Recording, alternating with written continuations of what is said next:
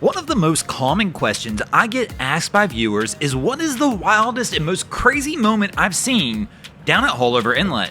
And well, that one's going to vary a little bit for everybody, but I'm going to go through today what I think my most wild scene that is the most memorable one to me down at Haulover. Welcome back, crew, to this week's episode of Boats vs. Haulover, and we're going to jump right into it, and many of you are going to recognize this image. But this is the wildest scene still, to this day to me, down at Haulover Inlet, just because of how scary and crazy a situation it was.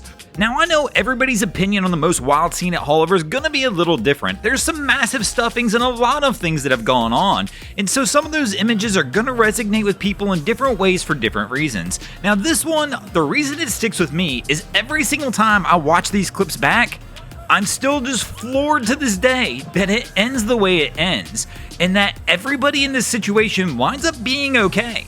Our girl here's barely hanging on swimming, and the only thing she's concerned about is trying to keep her phone out of the water, but in the end, we see her get on this jet ski that attempts to rescue her and take her back to her boat, and she's nothing but smiles, which still just blows my mind to this day, because watching it over and over again, you just realize how lucky this girl and this crew was for everything to end with kind of a happy ending and her just being put back on the boat. The reality is the amount of things that could have gone drastically worse in this scene are a ton. She could have gotten hit by the boat.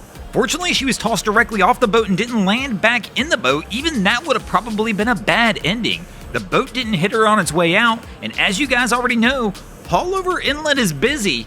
Fortunately, there was no boats coming in and out at the time, or she could have been hit by another vessel even.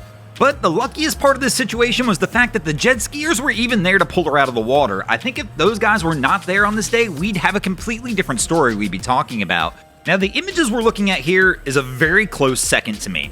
Now, I know this may not seem like the wildest situation at Haulover, but this one, the reality was it was a massive day at Haulover. No boats were going out, and then all of a sudden, here comes this Nortec with the kids in the bow of the boat, and I'm like, man, what are they even thinking? The second we saw them come under the bridge, I thought for sure they were going to move these kids to the back, but no, they didn't, so Haulover had to do it for them. But it's one of the wilder scenes to me because the captain here is almost helpless.